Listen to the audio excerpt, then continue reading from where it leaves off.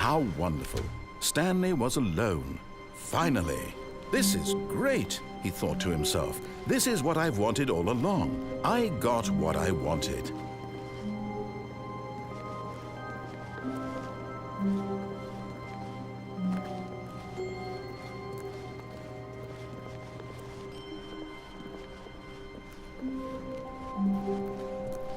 When Stanley came to a set of 2 open doors, he entered the door on his left.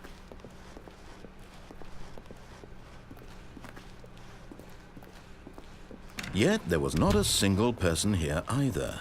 Feeling a wave of disbelief, Stanley decided to go up to his boss's office, hoping he might find an answer there. Coming to a staircase, Stanley walked upstairs to his boss's office.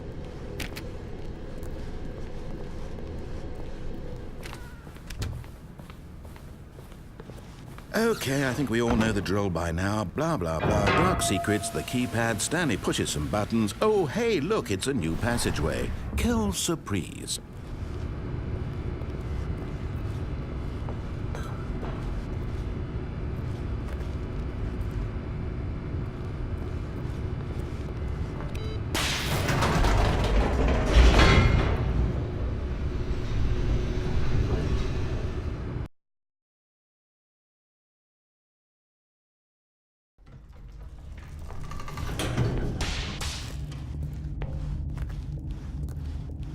Stanley walked straight ahead through the large door that read Mind Control Facility.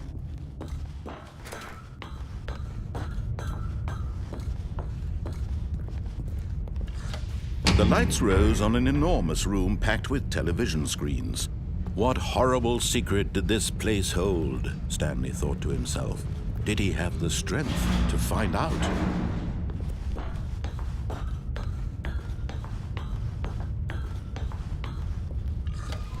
Now the monitors jumped to life, their true nature revealed. Each bore the number of an employee in the building, Stanley's co-workers. The lives of so many individuals reduced to images on a screen, and Stanley, one of them, eternally monitored in this place where freedom meant nothing. This mind control facility, it was too horrible to believe. It couldn't be true. Had Stanley really been under someone's control all this time? Was this the only reason he was happy with his boring job? That his emotions had been manipulated to accept it blindly? No, he refused to believe it. He couldn't accept it. His own life in someone else's control? Never! It was unthinkable, wasn't it? Was it even possible? Had he truly spent his entire life utterly blind to the world? But here was the proof, the heart of the operation. Controls labeled with emotions, happy or sad or content. Walking, eating, working, all of it monitored and commanded from this very place. And as the cold reality of his past began to sink in, Stanley decided that this machinery would never again exert its terrible power over another human life. For he would dismantle the controls once and for all.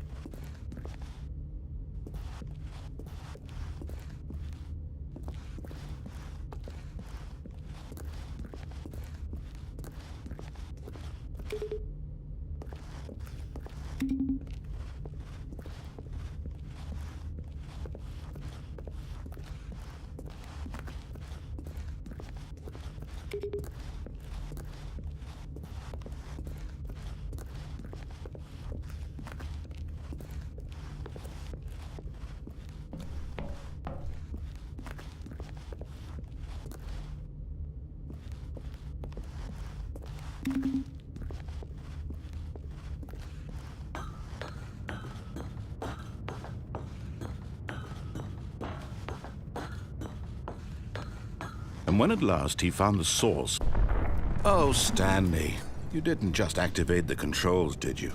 After they kept you enslaved all these years, you go and you try to take control of the machine for yourself. Is that what you wanted? Control? Oh, Stanley, I applaud your effort, I really do. But you need to understand, there's only so much that machine can do.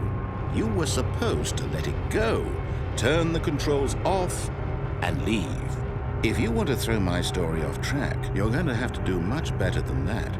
I'm afraid you don't have nearly the power you think you do. For example, and I believe you'll find this pertinent, Stanley suddenly realized he had just initiated the network's emergency detonation system. In the event that this machine is activated without proper DNA identification, nuclear detonators are set to explode, eliminating the entire complex. How long until detonation then? Let's say 2 minutes. Now this is making things a little more fun, isn't it, Stanley? It's your time to shine. You are the star. It's your story now. Shape it to your heart's desires. Oh, this is much better than what I had in mind. What a shame we have so little time left to enjoy it. Mere moments until the bomb goes off. But what precious moments each one of them is. More time to talk about you, about me, where we're going, what all this means. I barely know where to start. What's that? You'd like to know where your co-workers are? A moment of solace before you're obliterated? All right, I'm in a good mood. You're gonna die anyway. I'll tell you exactly what happened to them. I erased them. I turned off the machine. I set you free. Of course, that was merely in this instance of the story. Sometimes when I tell it, I simply let you sit there in your office forever, pushing buttons endlessly and then dying alone. Other times, I let the office sink into the ground, swallowing everyone inside, or I let it burn to a crisp. I have to say this, though, this version of events has been rather amusing. Watching you try to make sense of everything and take back the control wrested away from you, it's quite rich. I almost hate to see it go. But I'm sure whatever I come up with on the next go-around will be even better. My goodness, only 34 seconds left. But I'm enjoying this so much. You know what? To hell with it. I'm going to put some extra time on the clock, why not? These are precious additional seconds, Stanley. Time doesn't grow on trees. Oh dear me, what's the matter, Stanley? Is it that you have no idea where you're going or what you're supposed to be doing right now? Or did you just assume when you saw that timer that something in this room was capable of turning it off? I mean, look at you. Running from button to button, screen to screen, clicking on every little thing in this room. These numbered buttons, no, these colored ones. Or maybe this big red button, or this door. Everything, anything, something here will save me. Why would you think that, Stanley? That this video game can be beaten? Won? Solved? Do you have any idea what your purpose in this place is? Stanley, you're in for quite a disappointment. But here's a spoiler for you. That timer isn't a catalyst to keep the action moving along. It's just seconds ticking away to your death. You're only still playing instead of watching a cutscene because I want to watch you for every moment that you're powerless. To see you made humble. This is not a challenge. It's a tragedy. You wanted to control this world, that's fine. But I'm going to destroy it first, so you can't.